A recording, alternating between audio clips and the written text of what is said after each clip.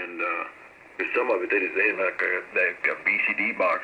Flex doesn't sell that kind of thing. And I said, well, you can't cook half the stuff, that y'all got up to another style radio without it. And they still don't sell it or whatever. It'll interface any kind of thing to it. It'll interface part of it, but it won't interface everything together. No, I got you.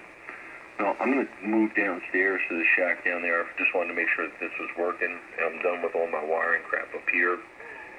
And I'm going to be glued to this stupid desk most of the day tomorrow because I already know the day I'm going to have. So I'm going down to the shack. I'll be back in a few minutes in 2XW. Get unglued and come on down. Yeah, this is nice and clean, Jimmy, because I moved some wires around up in the office. Yeah, it's real nice and clean. Yeah, right. Yep, this is a little shitty little hand mic, the dust mic. Yeah, that mic is worth, every day worth $29.99. That's what we paid for it, right? $30? Yeah, I think with shipping, I think they're $40, and then he charges $10 to ship, so it's like $50. It was worth every bit of the $50. And I got a second one with the RJ45 for the 7100, although you haven't heard me on that yet. No. One of these days.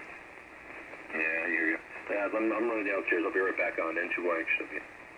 Hurry on. People get you in there. W4TT. Hey, It was funny on 40 today, Jimmy. I was listening there to the guy, Andy, which is one of the guys in the club up here in Warrenton. He's K1RA. There was a guy on 40 there, and they were talking. They were in Massachusetts. They're talking. He's K1RAA. And I said, that's kind of off the wall. And I said, them guys are going to be in there all day. They're going to talk. They finally ended about 1 o'clock, and that's about when I went outside. You know, that call sounds familiar, K1RAA. Well, if it's been anything to do with mobiles or electronics and stuff like that, he's probably built or fixed it or won it. Was he from a 2-call or something? No, he's K1RA. He's been that forever. His dad was licensed in '59, and Andy's about my age, and he lives up in Warrenton up there. Oh, it was a 2-call, right? No, it's a 1. K1RA. Okay, K1RA, but then what about K1? Was the other one K1RAA? Yeah, K1RAA. Yeah.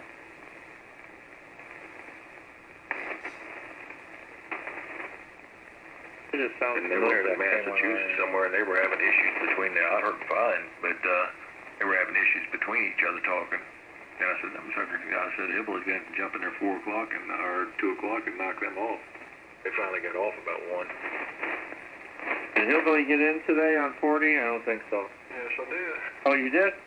Yep, me and Louis sit in there for probably an hour. I'll be down. Yep, I posted there in the thing, let everybody know we was in there. Yeah, I got up and seen it. I got up at 2:30. I was up early and out running the loader, picking sticks up and moving logs and crap, getting rid of all the winter crap. I got a tree that tree, luckily I didn't know until I went back, that tree that fell there, a month or so ago, it went towards my loop, but it fell to the right side of there and fell backwards, and there was a lot of good firewood in it. Wow. And I was up front here looking at, because I heard something that thump on my roof, and I went outside with a flashlight to look around. I was looking up at the antennas, all of a sudden I heard this, I thought it was a big pine tree. It was a big oak tree, Jimmy, and it was about 12 inches around. And the base, it pulled it right out of the ground, so I don't know whether the roots were dead or what, but anything that's in the backyard here that gets a lot of leaves, you can leave them on them, it ends up killing those darn trees. Yeah, I wonder why.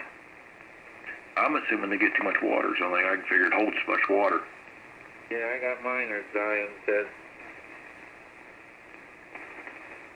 And I know Gil's got a couple of them over there that more that are dying. I've had 2 or 3. I had to cut the one that was on the corner up front here, my 160. Luckily, I had that man left over here at the time, and we moved it over and moved the turnbuckles and everything over to the next tree. And the bark started falling off it. It started from the top and went down, and we dropped it last year. So it's just amazing how all of a sudden they just died. Lightning hadn't hit them. It used to be you could tell lightning hit them because they had the black streak down the bottom usually when it went to the ground. But these hadn't been hit by lightning or anything. but it pulled it right out of the ground. I mean, the roots and everything, it's got, you know, the whole, and it had to have been something, because usually an oak tree's got roots about, they'll go out 20 foot all the way around them, and this thing broke the roots like 2 foot away on either side, so it had to have killed the roots, something got in it. Yeah, that's pretty wild. But it was a big tree. When I went back to her, I said, hell, I can't move that thing. I said, that's a big tree. I said, I'll let Gil cut it up there, and I can take it over there for his firewood or whatever, it's ready to go. And I've got that one tree, we got 1 or 2 down there, and then we moved the stuff for that dipole. Well, luckily, Studio got the guy to cut 1 or 2 more there around our top a little higher while they had the bucket truck over here. Who has the bucket truck? When I was doing it last year, I took one down on my shed, and a couple of them that I thought would have an issue with anything ever, you know, with the rotor turning. And then I said, you know, if I have to put anything bigger, if I put that stepper up there, I said, that stepper's pretty darn good size when it turns around there. But this thing here's 52 foot, so it's good size too. Yeah. And you ain't yeah, but it's just a single. It's, how big is it in the center? What is it, 2 inches round or 2.5 inches round? No, it's about, it's in millimeters, so it's about 1 inch and 7/8. Okay, it's under 2 inches. Yeah, but it's got 2 millimeter walls. It's thick. I mean, it's not heavy. It weighs about 29 pounds, I think. Really, 29 pounds? Yeah, that's what I said. They make a double one, and I thought about that, but with the double and the way it goes out, they ended up weighing about 62 pounds. And I said, I don't need to add that with the weight and all. So they made a double one, huh? If they make a double one also, he makes an 80 meter one. He makes a lot of good stuff, and like I said, what's his name? Kenny's dad's got one of their beams down there, and he said, man, that thing is really made nice. But they make a double 40, so it's like a double beam, so it's like a regular double beam? Yeah, that's the one for the 40, and I think they make an 80 double too. I know they make an 80 single, but I'm pretty sure they make at least a double one with it too. Holy shit, the 80 single, how long is that? That thing's got to be 80 feet. It's huge, that thing is. And like I said, they make some big stuff over there. The guy started when it was, I thought the guy was pretty young. The picture he's got looks like he's pretty young. It looks like he's late 20s. Yeah, that picture was taken when he was in his 20s. He's 62, 64, 65 years old now. Yeah. He's got into design and all these different things. A lot of people try to copy his stuff. He won't give you manuals. He won't give you anything until you buy stuff. Really? That's the only person I ever seen like that. He said, nope, I won't.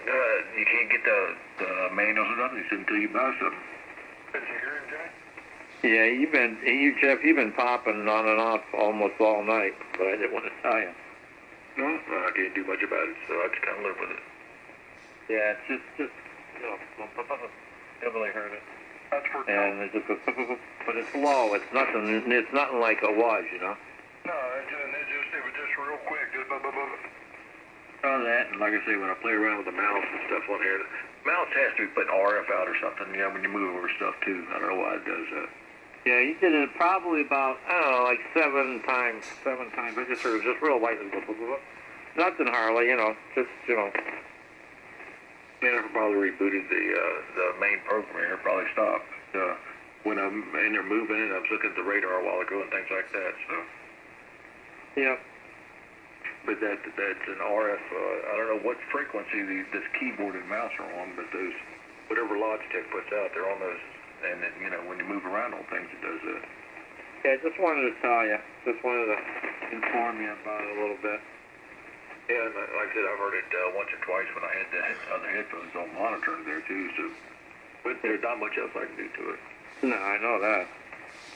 And it's nothing neither. It's very, very, very subtle.